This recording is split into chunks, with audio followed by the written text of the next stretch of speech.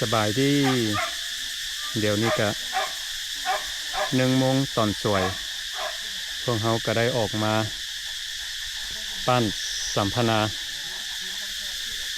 อันนี้ก็จะเป็นบ้านหมู่ของ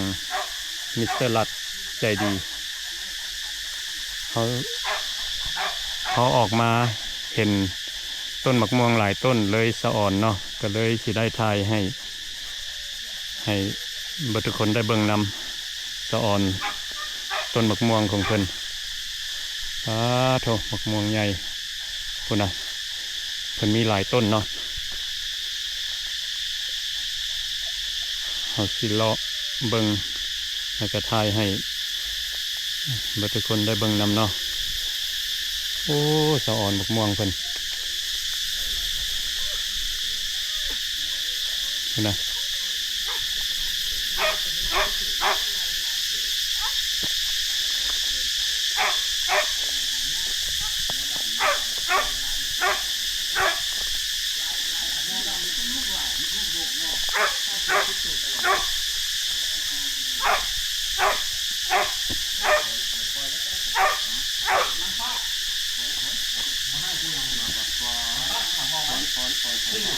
มาเบิ่งมันมีหมาใหญ่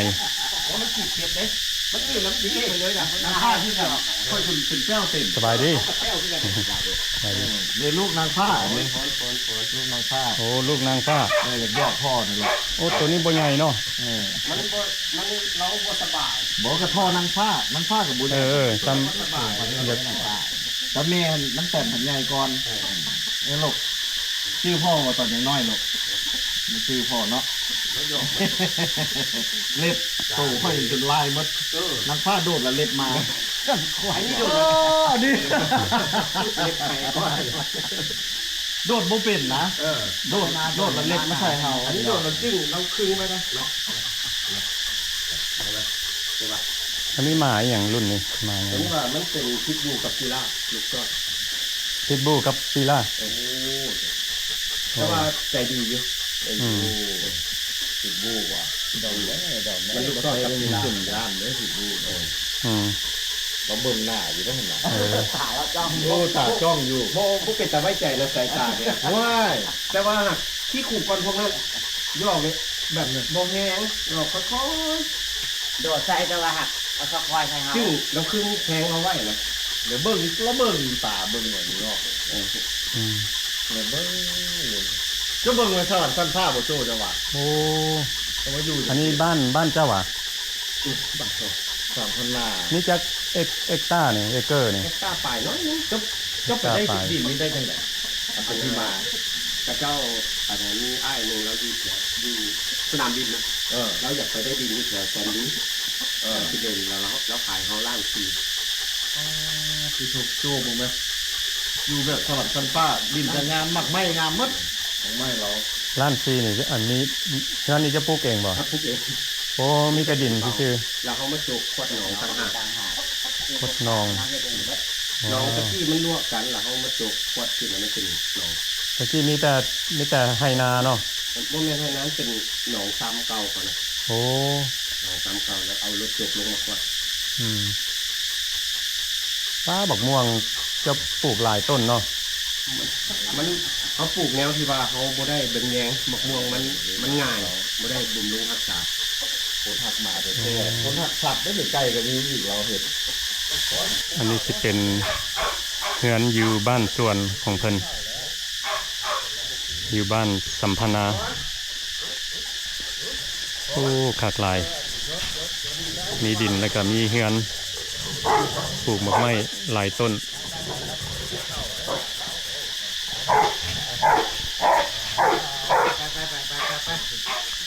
ไปเดี๋ยวนี้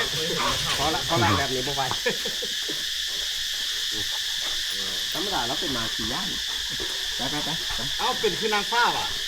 นางฟ้าก็คือเป็นหมาขี่ย่านหักมือนี่แตกเว้ยอยากไปเข้าเสือโอ้ยอย่าทีบเจ็บเจ้ามันทีบเจ็บผู้บ่าวใจดีแล้วผู้บ่าวนะอยู่นี่เชิญกับนางฟ้าแล้วออกเข้าสู่เสร็จแล้วคุณนี่แล้วกันเขาสิรอเบิ่งสวนเพิ่นจังหน่อยเนาะโอ้สะอ่อนเนี่ยเพิ่นว่าบัดเมื่อแล้วเจ็บมือกินน้ำมันน่ะน้องชาย โอ้ พูดอ่ะโอ้เนี่ย ได้ ใจดีขนาดตัวมึงไหมฮะ ใจดี มีไอเดียอะไรอยากมาซื้อดินเฮ็ดคือเจ้าแล้วนี่นะแต่ว่ามันก็สิแพงเนาะบัดนี้ มันก็สิขึ้นอยู่หน่อยนึงเขาก็บ่มั่นใจ ขึ้นอยู่หน่อยหนึงเพิ่นว่า โอ้พูดหลายโจ อืม สมัยตะกี้อันนี้ อืม ตัวมึงแม่นเพิ่นอยู่พุ่นนะอาณาจักรเรา อืมไล่อันเฮกตาร์ไปเนาะ จักฝ่ายเท่าไหร่ฮะ อืม แล้วคันมีเฮือนแล้วต้องให้มีหนองโจ อืม มีหนองมันมีปูมีป่ามีหอยมีกุ้ง อืม อาหารการกินนะ อืม นี่แหละ บางเฮือนเพิ่นปลูกนี่ก็เป็นเฮือนหลังใหญ่ มันโมเป็นบ้านสวนแล้วนี่มันเป็นเฮือนหลังหมักใหญ่เลย แม่น ผู้หลักตัวเบิ่งโอ้โหเฮือนหลังหมักใหญ่ อืม เก็บเอาเลยบ่เก็บเอาเลยรถจะตัดจะบ่นี่ โอ้ เอาไปได้เอาเก็บเอา ยังหนุ่มยังน้อยเก่งเลยหมอนี่มันแม่นยังอยู่ หาเงินเก่งเนาะ ยังอายุอ่อนกว่าเฮาอีกโอ้เก่งเอา อันนี้แหละ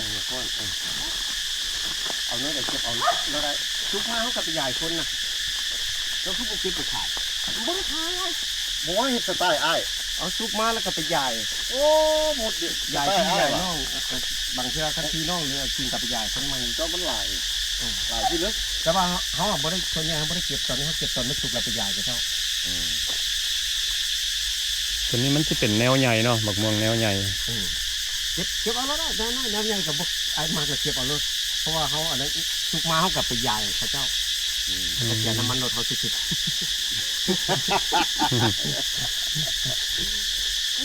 เอาน้ำหดเขาบ่นี่ว่าปะ มันแต่บ่เคยหดได้ล่ะแต่ว่ามันลงหนองเอง อากาศมันร้อนเขาหดเพราะว่าเขาขังเลย หดก็ดีเหมือนกันแต่ตั้งแต่บ่เคยถึงหด โอ้อันนี้ก็เป็นต้นบักหมากกระทัน คนนี้หลาย อืม มักกะทัน หมากกระทันยังโบอันนั้นเถอะ น้ำนี่มันเบิดยามัน อืมมันกำลังเป็นเนาะตัวนี้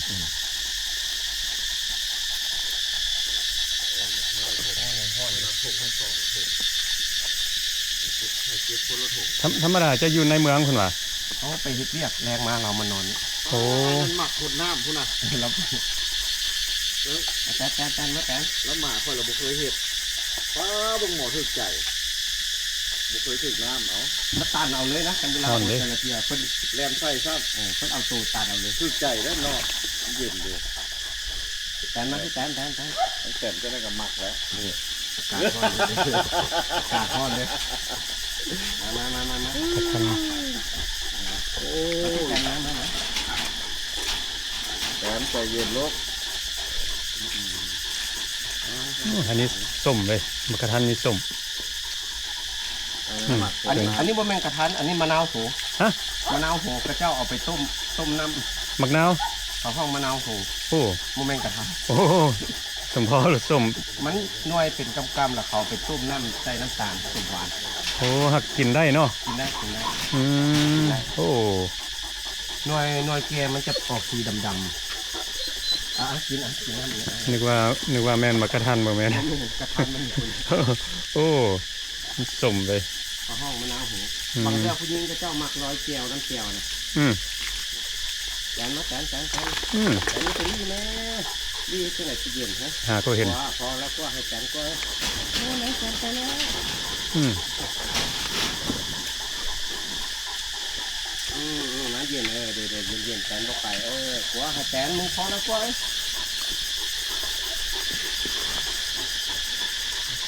มาเลาะเบิ่งนับต้นได้อยู่ว่าหมกม่วงนี่ ฮะ นับต้นได้อยู่ว่าหมกม่วง บ่ได้นับ บ่ได้นับเนาะ กลัวอยู่ดีๆมันค่อย ลายที่ลึกอืม นี่ห้องละบ่ โอ้เพิ่นจะนับต้นบ่ได้ว่าซั่นเพิ่นเอามาปลูกเนาะนี่เขาสิเลาะทายซะก่อนเนาะต้นน่ะต้นนี้เป็นกระสะอ่อนในกระทางสิโอ้อันนี้สิเป็นหมากกัน บักมอนเพิ่นเอิ้นบักมอน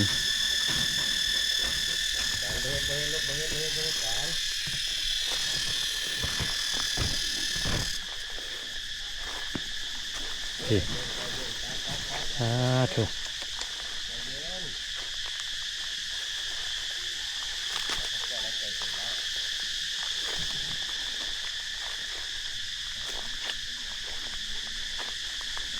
นี่แหละ Mango Heaven เพิ่นว่า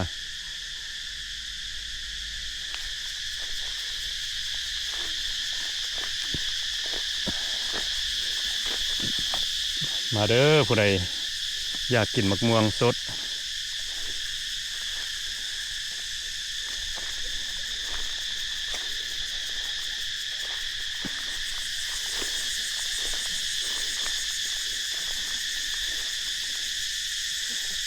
ฝากเพิ่นก็สิเป็นนอกดินของเพิ่น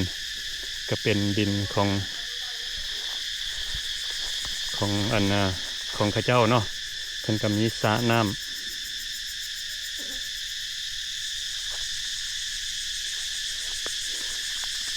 โอ้หน่วยแต่นอนี่สิเป็นตะแซ่บนี่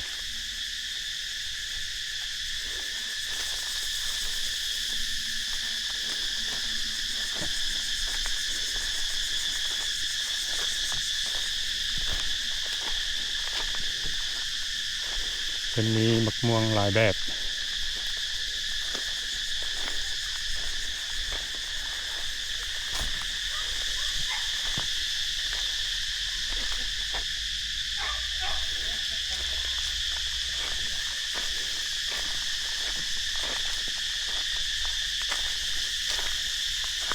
มะม่วงรุ่นน้อยมะม่วงรุ่นใหญ่อยู่ฝากเพิ่นก็มีเนาะจังหน่อยเฮาสิไปเลาะฝากเพิ่นเอามาเลาะเบิ่งฝากพี่ซะก่อนนี่เพิ่นน่ะน้อยบักใหญ่เป็นตะแซ่บโอ้เนาะลองเบิ่ง มักน้อยใดละเบ็ดเอารถเบ็ดเอาเต็มผงรถ โอ้ มันอันน่ะที่เขาเว้าแหละสุกมาเขาก็ได้เอาไปยายกับเจ้า ซ้ำนี้มันสิหวานอยู่บ่ซ้ำนี้ โบมันยังบ่สุกไอ้ ยังบ่สุกเนาะ แบบลักษณะจ้ำแจวกินส้มอะนะ โอ้เบ็ดเอาหลายๆฮะ โอเคถ้าเจ้ามักแบบนี้เจ้ากับเบ็ดเอาแต่พวกนี้ก็ได้มันนวลใหญ่ดี โอเคขอบใจ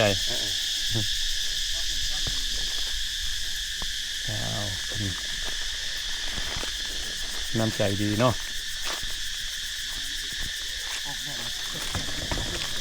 ตัวยืดลุมนะ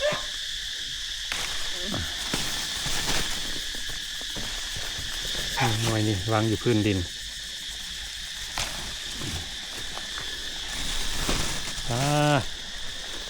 อันนี้แหละทางกินเนาะอยู่ประเทศลาวอันหน่วยใหญ่นี่หน่ว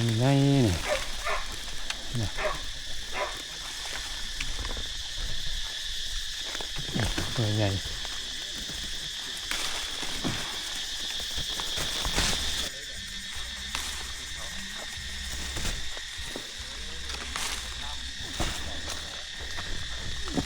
ติโถสะอ่อนมาเด้อมากินซอยกันผู้ใดอยากกินมะม่วงส้มเนาะเวลาเฮาเด็ดมานี่ก็มีแบบกลิ่นหอมเนาะมีกลิ่นหอม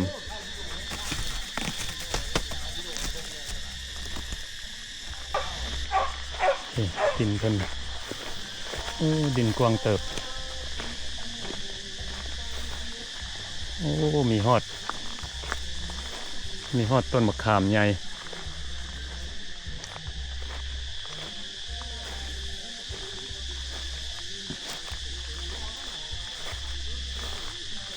โอ้มะขามอยู่ทั้งโพนต้นมะขามทั้งโพน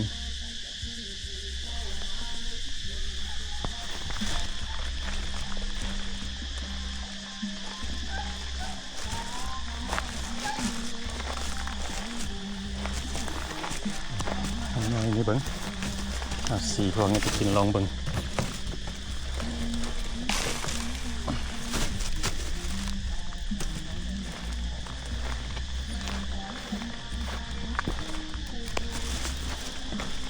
ซ่บอยู่บ่แบบนี้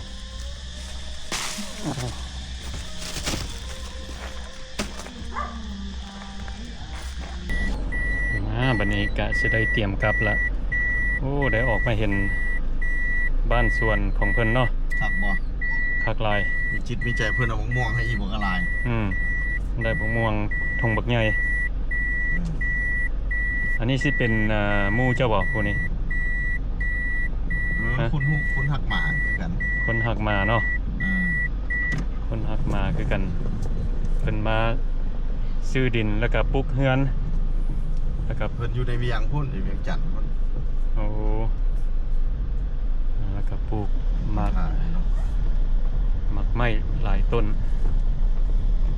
โอ้นี่ก็สิเป็นความฝันของบางคนเนาะเขาก็ ของทุกคน ของ คือเกือบทุกคนพุ่นแหละ เกือบทุกคนความฝันของทุกคนแต่เจ้าเฮ็ดได้แล้วน้องชายเก่งหลายไปได้ โอเคเข้าใจโชคดีนี่บ้านของเพิ่นก็อยู่นอกเมืองหน่อยนึงเนาะกับบ่ไกลจากสันบ้าน3,000 นาอันนี้ก็สิเป็นสปายกิโลเวียงจันทน์ สปายกิโล17 กิโล18 กิโลก็สิเป็นป่าไม้ธรรมชาติอยู่ทางนอกนี่เขาก็ได้ยินเสียงแมงจักจั่นโอเควันนี้ก็สิได้ไปหาล้อเล่นenjoy หลายบอลเนาะอัปเดตมื้อนี้วันที่เท่าไหร่โจ้วันนี้ก็สิเป็นอัปเดตให้พี่น้องเบิ่งเลยเนาะบางคนคิดว่าน้ำมันสิขาดเคินว่าซั่นอันนี้ก็เป็นเดือน4วันที่3มีอัดสร้างบ่น้อยเต็มถังได้บ่เต็มถังได้อีกโอ้เต็มถังให้อ้ายแน่ซั่นน่ะเต็มถังเลยจ่ายโอนได้บ่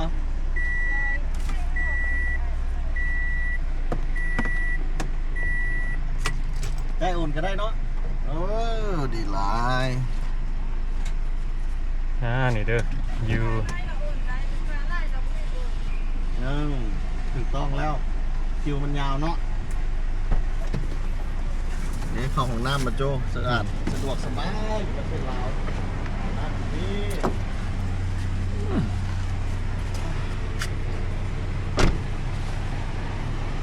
ไม่ได้เรียนคิวน้ำมันทางเลยนี่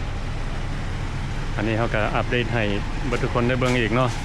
เอามาปั๊มน้ำมันนี่ก็บ่ได้เลี้ยนคิวอันนี้ก็สิอยู่สังเกตปั๊มน้ำมันพลาสโดพลาสสีเหลืองที่สุดยอดมีตลอดน้ำมันมีตลอดเพิ่นว่ามีตลอดนี่มาสัมภาษณ์ตรงนี้เนี่ยมีตลอดบ่ขาดแล้ว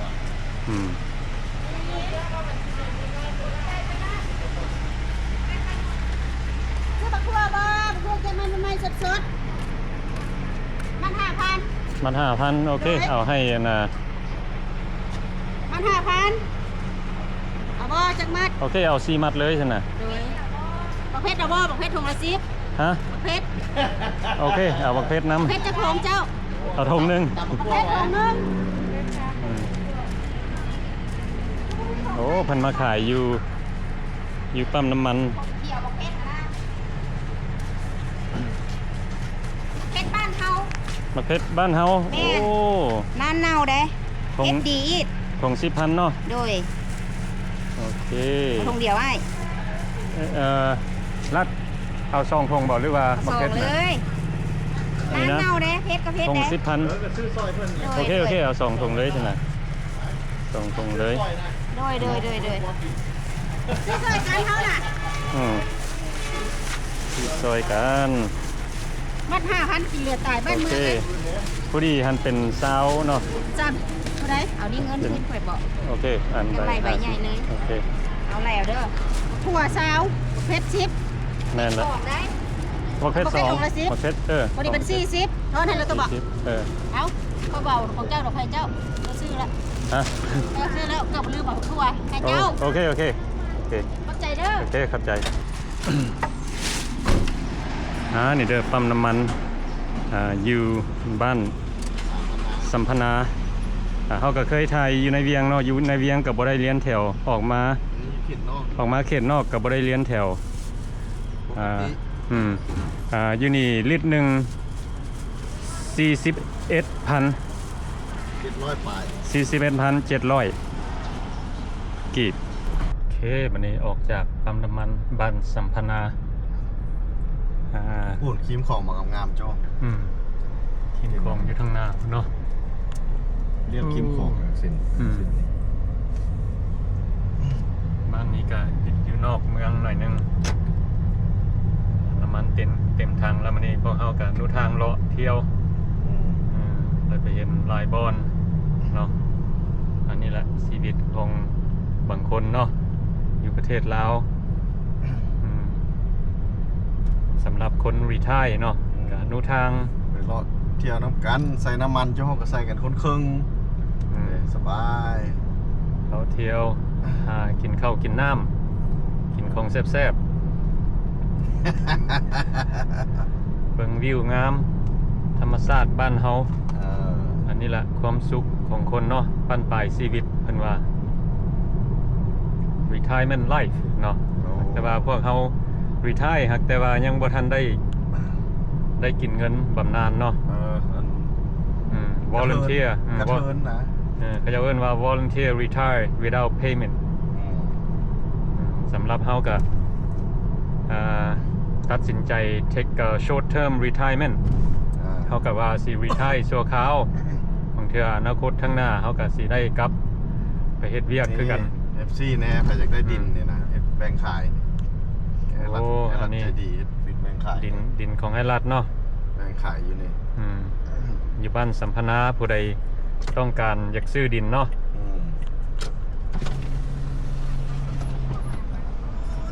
ก็ยังให้บายดีสาวๆโดยน้ำอ้อยจักจอกเอาโมจูสองจอกนะของเธอจอกเท่าไหร่15โอเคโอ้จอก 15,000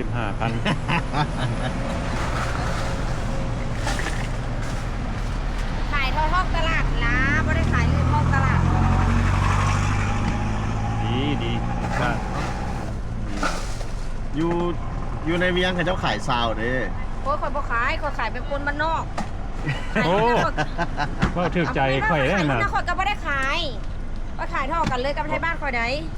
ว่าแม่นว่าไทยในเมืองเขาจะขายลื่นกระบอกบ้านคอยกับ15ในเมืองกับ15โอ้เมืองหน้าเราจริงจังเด้อนี่โจจริงจังแล้วก็จริงใจเขาเจ้าเวละเวประจำเนื้อหานนี่น่ะ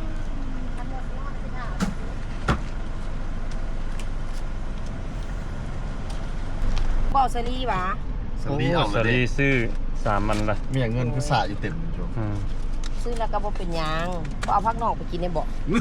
พักนอกมักแตงอันทงเท่าไหร่นะละ4,000เอา2ถุงเลยเนาะโอเคเอามักแตงเลยใส่เงินให้มันปิ่นมักทั่วก็เอามักเพชรก็เอาจะซื้อไปกินรถจะเบิ่งนุ๊กข่อยบ่ฉีดมาฉีดยานี่ไปล้างแล้วกินได้เลยแม่นหมากมันก็บ่งามอยู่แต่มันหากินแซ่บเจ้าบ่เสื้อข่อยเจ้าสิเสื้อไผเขาเป็นแม่ค้าขอบใจเด้อลงขอบใจลงไปรีวิวศาสตร์ไปหน่อยนึงมึงโจ้ไปรีวิวดินไอรัดให้เพิ่นเลยนี่เจ้าจอดนี่ก็ได้ดีทางเพิ่นโฆษณาให้ไอรัดเลยเนาะเพิ่นสิขายดินสนาดเลยซื้อซอยเด้อนี่เด้อเบิ่งเอาเด้อผู้ใดอยากเห็นหน้าเห็นตาเฒ่าแก่ขายดินไม่สั่นแม่กระมอนโมเมนต์วะบ่ได้ใส่มุกไปเบิ่งข้างหน้านี่เพิ่นเอาแล้วโหมีคนซื้อแล้วโซนข้างหน้านี่โซนข้างหลังตึกได้เห็นบอลโซนข้างหลัง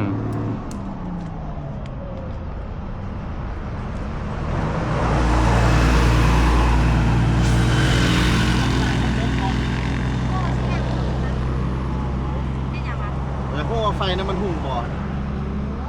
ไฟตึกหุ่งบ่แต่ละเสาแต่ละเสาหุ่งเด้เห็นบ่ ไฟโซล่ามันได้โจ้ อืม ใส่ได้เลยครับ โอ้ ขึ้นมาแล้วมันโผล่ มันทีมทางนี่เพิ่นก็ได้ขายดีเนาะ คนหลายแถวนี้ อืม ผมช่วยมันดีขายเครื่องก็ดีแถวนี้ อืม มันเป็นซานบ้าน3 พนาโจ้ อืม เข้าไปนี่ก็เป็น500 หลังคาเท่านั้นนี่นะครับ เออ ทีนี่ใครจะกันซื้อยังเหลือหลายตอนอยู่หัน อันไปฮู้ว่าดอกไอ้ฮู้ก็ดอกนี้เขาฮู้ว่าฮู้เพราะว่าอย่างเขาคือไหนผู้ว่าผู้แม่ดูแล้วค่อยขายนานเบิดแล้วจนมืดมันก็กระตุ้น หุ้ง ไป ให้ แล้วลูกค้าผู้ว่าเอาไว้อีกแล้ว หุ้งให้เจ้าอยู่เนาะ ไฟลงมาขายเครื่องไว้ที่ถังไฟไว้ วนน่ะโอ้ โอ้ได้ขายดีเว้ย ขายดีฮวงจุ้ยมันดีอยู่นี่ เอาไปตลาดเขาก็ยังฮู้แล้ว พอมาขายอยู่นี่มีแต่เราขายผู้เดียวเราเป็นนางเอกเลย อืมอืม เจ้าไปขายอยู่ในบ้านทันละ มันเคยเป็นตัวโกงแค่เดือนหรอ อยู่ในบ้านมันละเฮือนมันละเขาเจ้าเบิ่งโบเห็นน่ะมันโบเด่นน่ะนะโจมันละขี่กายเลย มันจอดรถยากมันนอกกันสิ มันเห็นเป็นเฮือนเป็นอย่างละเพิ่นโบฮู้แล้วขี่กายเลย อืม ขี่มานี่แล้วเห็นทหารเดียวโคโลอยู่นี่เนาะ อืม ก็เลยจอด โอเคดินนี่ขายแบบใดนี่ดินของเจ้านี่ กันเล่ละ970กับ950บาท กะเล่หนึ่ง 970กับ950 บาท แม่น โอ้ ตัวทั้งหลังกัน950ตัวทั้งกลางกัน970 เออ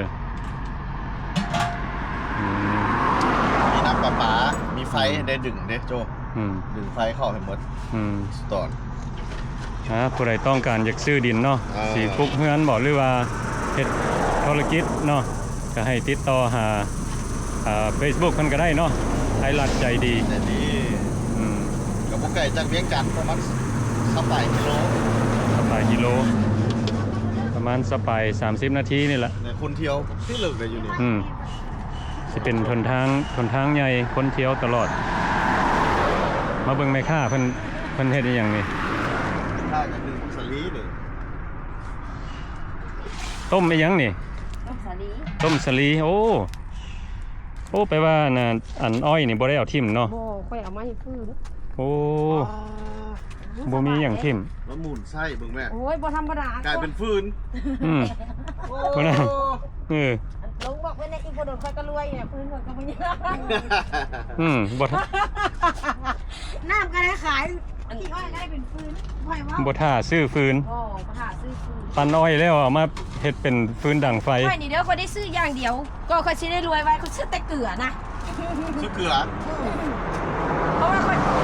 น้ำตาลค่อยไม่ได้ซื้อต้มซื้อสาลีค่อยกันอ้อยโลด โอ้เอาสั้นต้มสลีนี่ใส่เกลือวะ เขาบ่ใส่แล้วมันจืด โอ้สมพรมัน คัน คือ ผู้ใด ว่าแซ่บ เพิ่นคันผู้ใดเพิ่นนั่นคันผู้ใดเพิ่นเขามีเหรียญจังอ้อยคือข่อยเพิ่นก็ได้ซื้อน้ำตาลใส่อีกได้แต่ข่อยนี่บ่ได้ซื้อแล้วข่อย จะบีบน้ำอ้อยใส่เลย โอ้ก็กระเทซะเลยเนาะข่อยบริษัทน้ำอ้อยเนาะ โอ้บุตรชันน้ำอ้อยอยู่นี่ ธรรมดา ถาม เจ้าบ่เชื่อนั่นก็ซิมสาลีข่อยบ่คือสาลีผู้อื่นเด้อ นั่นนะ แม่ โอ้โห เจ้ายังว่าข่อยเว้าลิ้นข่อยเว้าอีหลี อืมโอเคบัดนี้โจ้ไปเอาบัดนี้เมื่อหน้าจะมาลมมัดน้ำกันไหม โดยขอบใจหลายๆเด้อ โอเคขอบใจเขาก็ออกมาแวะเล่นบ้านสัมพนาไปแวะเบิ่งบ้านสวนหมักม่วงแล้วก็มาแวะเบิ่งดินไอรัดเนาะก็สิเป็นดินของเพิ่นเบิดอยู่นี่คันผู้ใดต้องการอยากปลูกเฮือนหรือว่าเฮ็ดอันใดอันหนึ่งเนาะก็ติดต่อหาเพิ่นได้Facebook ของเพิ่นไอรัดใจดีโอเคเฮาก็สิขอจบคลิปนี้ไว้สำนี้ซะก่อนเนาะก็สิได้พากันไปเลาะเล่นต่อแล้วก็ขอบใจเบิดทุกคนที่เข้ามาเบิ่งวิดีโอของเฮา